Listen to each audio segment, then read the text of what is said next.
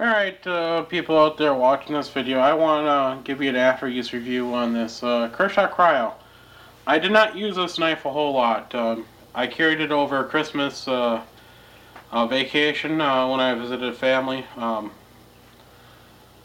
I use it to do the normal Christmas stuff. Stupid county law or city laws there. I can't be able to carry a knife that has a 3-inch or longer blade, so I was carrying this. So I just did it for the normal stuff. It was just for a few days. You know, just opening Christmas gifts, stuff like that. Nothing major. It is the 8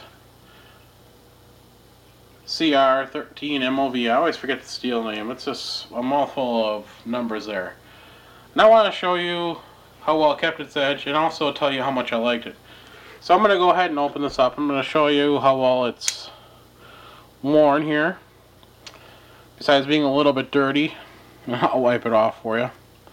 We got a little bit of hair on there. I did notice that when I changed the pocket clip, there was a couple of spots underneath the pocket clip where the titanium nitride coating had worn. Not a big deal. But otherwise, it's kept its finish fairly well. And part of the dirtiness of the knife is a little bit of oil still on here. I gotta wipe down a little bit, but I'm very impressed. For what I needed it to do while I was on vacation, it worked great. I love the feel of the knife. It's very comfortable. The jimping here, although not aggressive, does work. It does have a nice stop here, which I really like for your index finger. The pocket clip did get a little uncomfortable in my hand for opening one thing. Just it was just digging in a little bit, but I think that's just because of how I got it positioned on here. If I change position, it would help. I do like the jimping down here on the bottom part of the frame. It really helped out too. I like that. It gives your ring finger a nice grip, nice solid grip. So I want to see how sharp this knife is after the little bit of use I put it through. Hopefully it'll show you here. If I can do it right. There we go. It held its edge extremely well. Well, for the most part.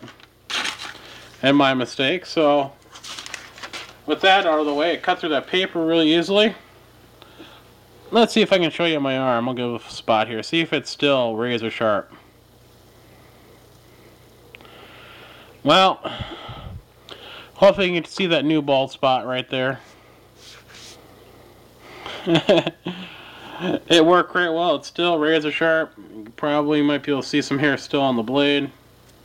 And some of my skin as well. And that's the amazing part. This is a sub $30 knife.